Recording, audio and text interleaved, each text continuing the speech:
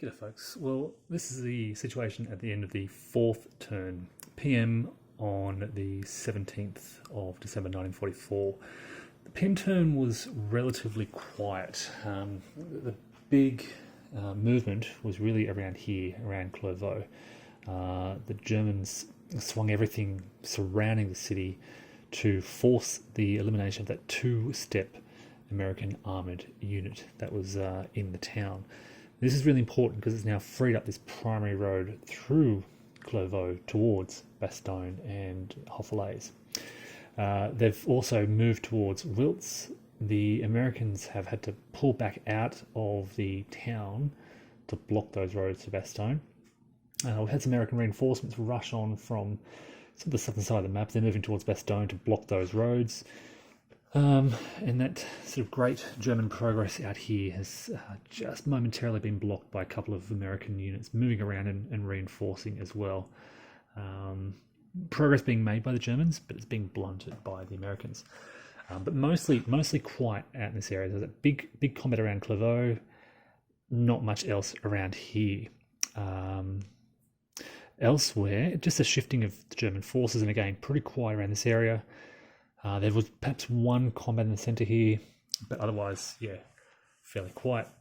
The same out here in the northern sort of half of the map. I spoke on the third turn video about the progress made by this first SS Panzer Corps as they created this big gap and approached Malmedy. And they could have made a move on the town this turn.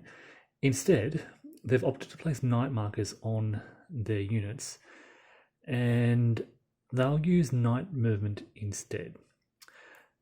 Now, my thinking behind this, I could have moved and attacked with these are big stacks, by the way, with these first SS Panzer Corps units, and I'm sure they could have made a dent in the American lines.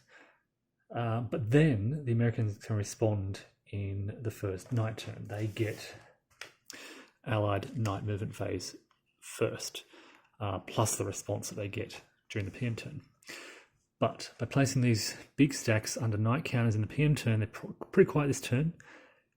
The Americans will have the first night turn, and then the Germans will have this activation here, and then they'll immediately follow that with the AM turn. And this is kind of where I'm hoping they'll be able to exploit. So the exploitation is not in the night phase, it's in the AM turn immediately following that night phase. That's kind of what I'm thinking. That's, I think, how it's designed. And I realised that at the start of this day, how valuable even that small moment of exploitation was for the Germans in this area. So that's their plan.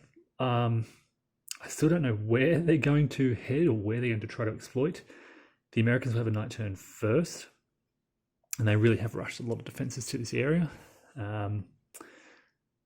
Yeah, I will think about that when I get to it. But yeah, what else is happening? A lot of traffic around here. These German grief markers blocking the American reinforcements, slowing down the American reinforcements.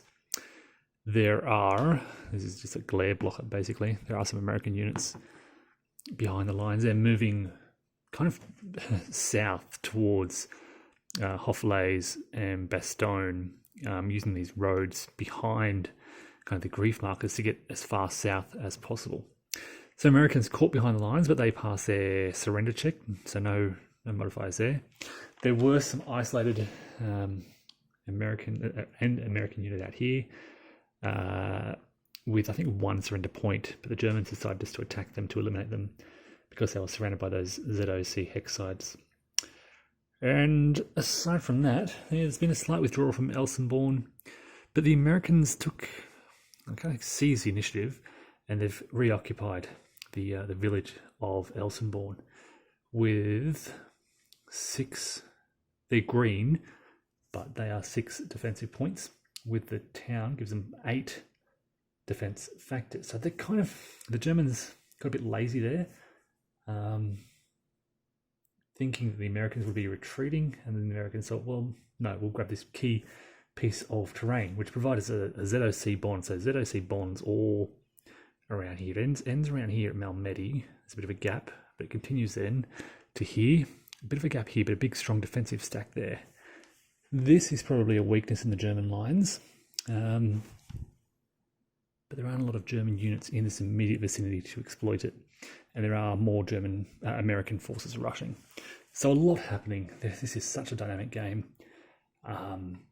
So many things to look at. You're looking at the primary roads. You're looking at the terrain surrounding them. You're looking at ZOC bonds, Hexide bonds. Oh, I should also point out the Americans tried to blow some bridges over here.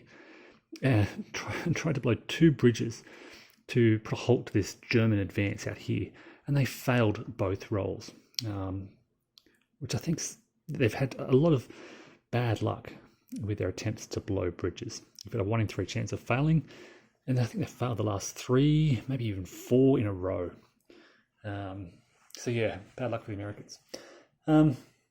Other than that, yeah, I'll continue with the night turn and the first AM turn from the 18th of December, and we'll report back soon.